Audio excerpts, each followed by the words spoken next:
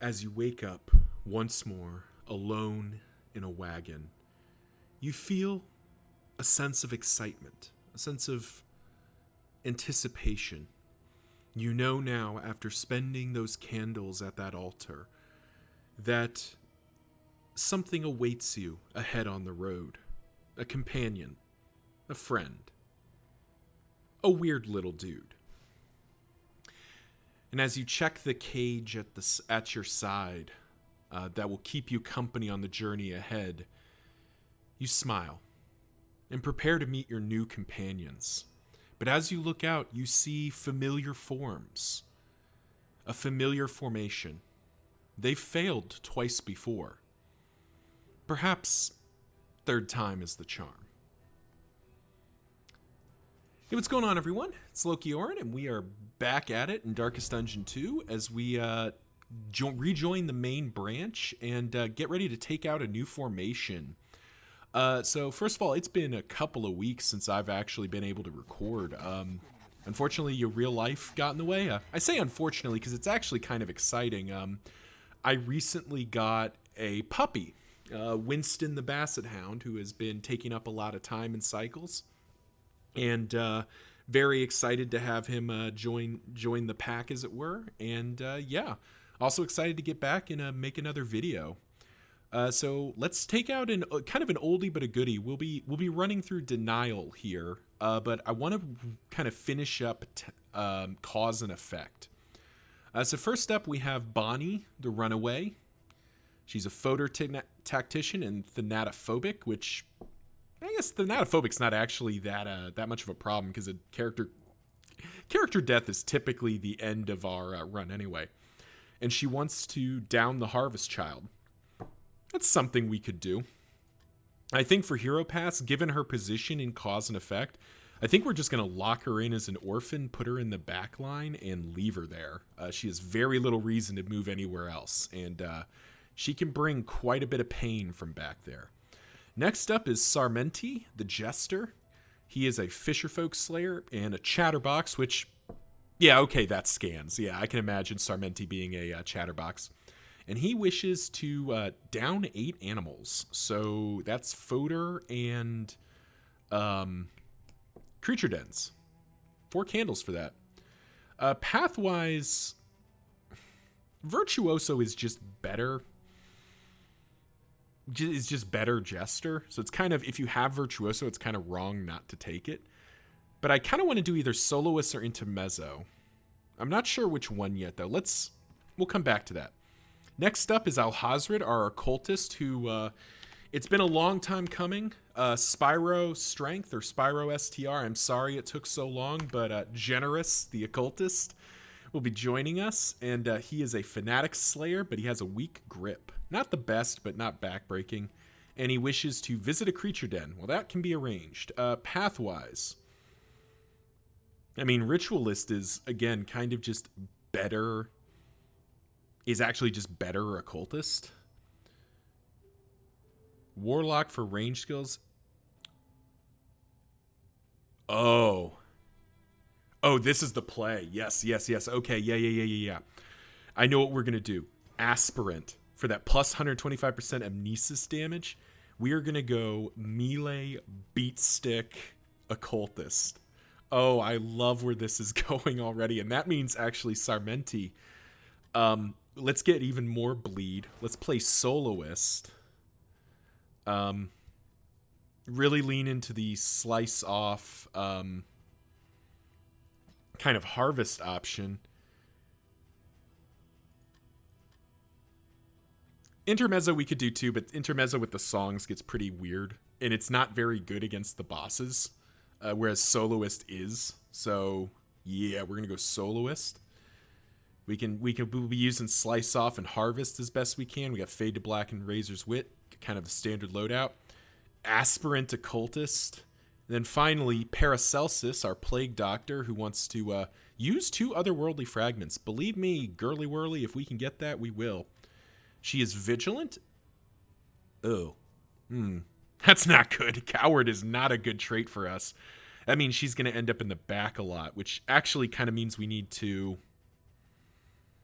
Probably means we need to give up on Razor's Wit, maybe. Yeah, give up on Razor's Wit for the moment, to put Battle Ballad in so that we can move Paracelsus back to the front. But we are going to lean into it because we will just remove that quirk. But, I mean, obviously we're going Surgeon. And again, we are just going to go full on, like, huge bleed comp. This is the bleed comp. Bleed and burn. Cause and effect. So thank you, Spyro's Strength, for suggesting Generous, and let's get into the run. So let's talk about this formation in a macro sense, because it's been a while since we revisited it, and a lot has changed since the last run of Cause and Effect.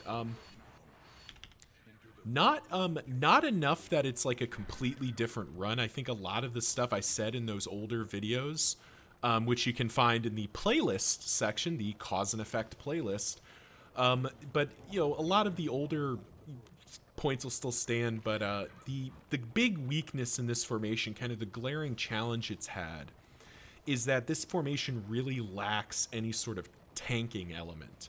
None of these characters are very good at generating block tokens. A couple can generate dodge tokens some of the time, but in general, this formation really doesn't deliver on... Ooh, nice. Really doesn't generate on much in the way of defensive options. Oh, nice. Good job, Paracelsus. Stay in there. So really, that's kind of the key weakness of this formation. It does not mitigate damage very well. And the characters themselves are quite fragile. We've got, I mean, an aspirant occultist, 25% max HP, is at 39. You know, I think a lot of the other characters are base better than that.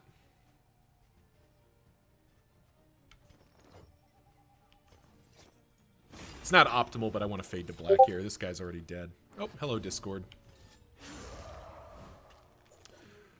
But yeah, so that's kind of the glaring weakness, but, you know, we can still talk about, you know, kind of strengths here. Where this formation really shines is we're kind of evidencing here. Its damage output is very high. We definitely have the damage to get it done, particularly against bosses that are vulnerable to damage over time.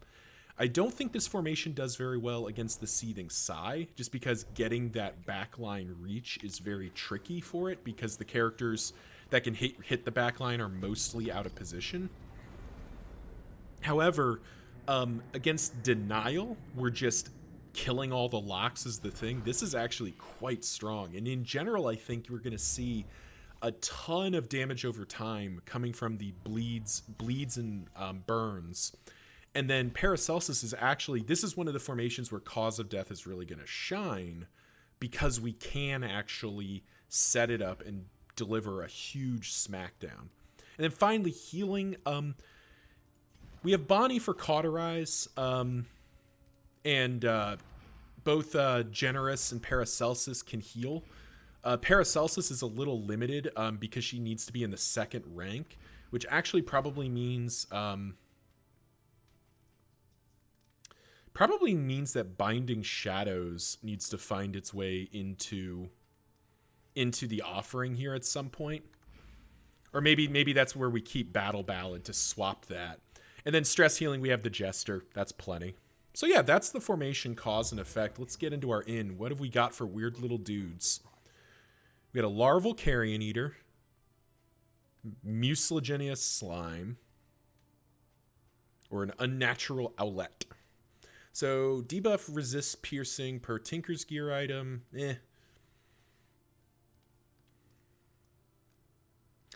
This actually seems kind of good. Like, it's not great. It's not great against the it's not great against the locks, but it's kind of good against everything else. Yeah, all right. We'll bring the Larval Carrion Eater along for the ride. Along with that, we get ooh, man, there's some choices here. So +6 inventory slots is pretty good, or Wind Chime. And I think Wind Chime just ends up being better. Where are we heading? The Tangle or the Shroud?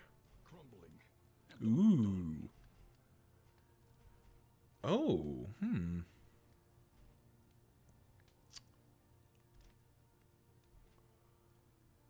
This is kind of tempting. In the light, keep the flame above 40. Now, going to the Shroud and fighting the Leviathan is something we want to do because we want the bleed trophy.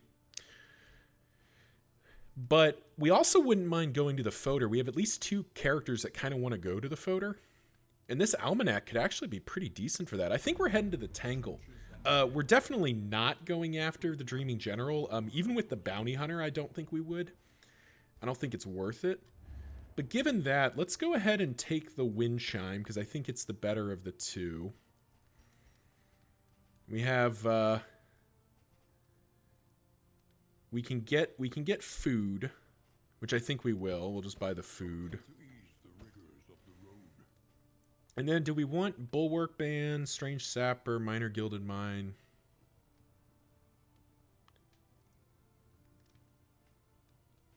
None of these are particularly impressive. All right. Well, there we go. All right, let's get bread. There we go. Deploy the weird little dude. Yeah! Carrion Eater joins the party. And all right, Mastery Trainer. We've got 5 mastery points to spend, which is insane. So let's definitely upgrade. We'll come back to Cause of Death. We're definitely going to take like kind of the big priority upgrades that we know we're going to want. Those are both quite good.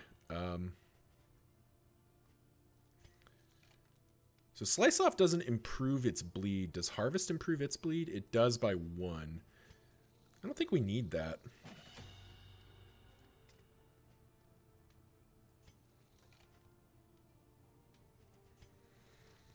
I think this will be plenty. All right. We'll skip the Bounty Hunter. We don't need him. Do we want to put crit on somebody? Yeah, sure. All right.